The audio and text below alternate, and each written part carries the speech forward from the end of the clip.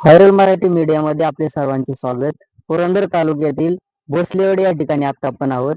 तर या ठिकाणचा जुना पानंद रस्ता अडवल्याचा प्रकार या ठिकाणी घडलेला आहे. तर आपण या शेतकऱ्यांकडून जाणून घेणार आहोत नेमकं या ठिकाणी काय घडलंय, हा रस्ता का अडवला गेलाय. आपल्यासोबत जे शेतकरी आहेत त्यांच्याकडून त्यांच्या काय प्रतिक्रिया आहेत या जाणून घेणार आहोत. काय झाले नेमकं, काय सांगाल?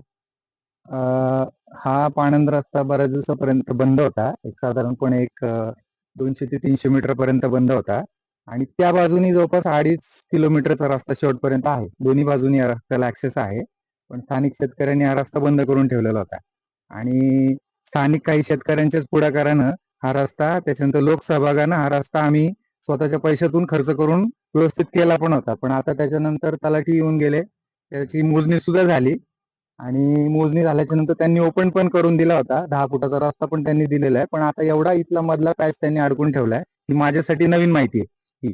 पण स्थानिक शेतकऱ्यांना जाण्यासाठी त्रास होतोय आणि भोसलेवाडीची जी खालची वाडी आहे, तर खालच्या वाडीच्या लोकांना येण्यासाठी हा एकमेव रस्ता आहे त्या बाजूनी, वरच्या वाडीच्या लोकांना त्या बाजूनी, म्हणजे उत्तरेच्या बाजूने येण्यासाठी रस्ता आहे. मग खालच्या वाडीची शक्यतो बरीचशी लोक या ठिकाणी आहेत.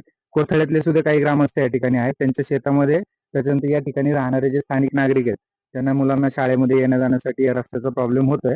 त्याच्यानंतर ग्रामपंचायतीला याच्यामध्ये आजपर्यंत कधी इंटरेस्ट ग्रामपंचायतीने घेतलेला मला तरी माहित नाही.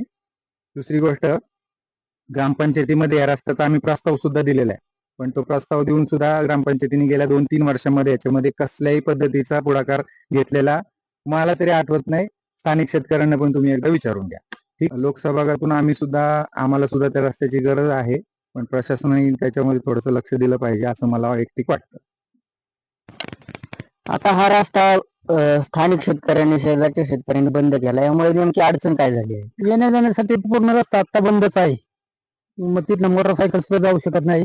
आणि हा रस्ता जवळजवळ मला वाटतं 1900 माझा जन्मच 1962 आहे. 62 पासून साधारण 8 म्हणजे 70 पासून मी या रस्त्याने जातो येते.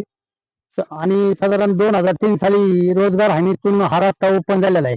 जवळजवळ मला वाटतं काहीतरी 6 लाख रुपये त्या रस्त्यावर पडलेले आहेत आणि त्यातनं तो रस्ता झालेला आहे.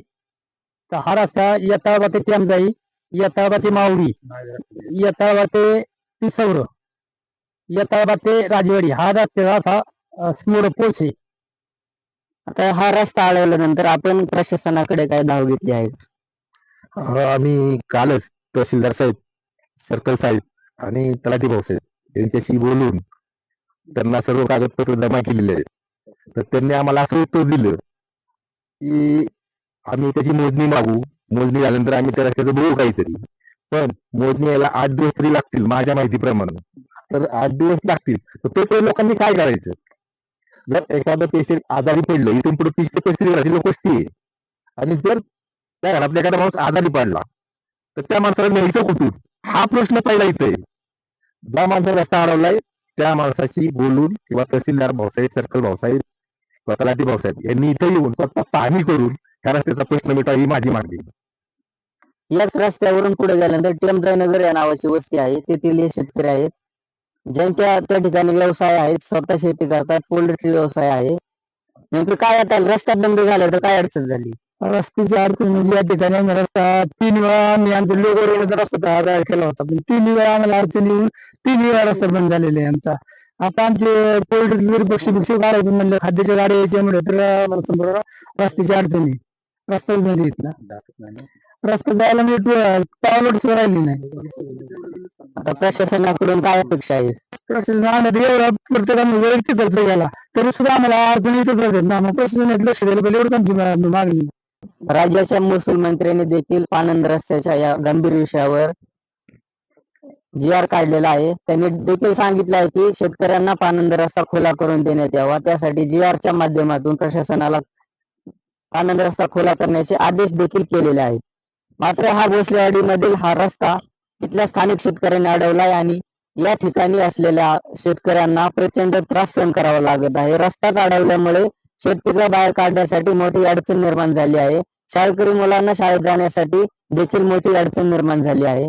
आता या शेतकऱ्यांनी रस्ता बंद केल्यानंतर पुरंदर तालुक्याच्या तहसीलदार यांना निवेदन देखील दिलेलं आहे. आता हा रस्ता तहसीलदारांच्या सहकार्यातून कधी मोकळा श्वास घेणार, तहसीलदार याकडे कसं पाहतात आणि तहसीलदार या प्रकरणाला योग्य न्याय देतात का, हे येणाऱ्या काळामध्ये आपल्याला पाहावं लागणार आहे. अक्षय कोलते, व्हायरल मराठी मीडिया, पुरंदर.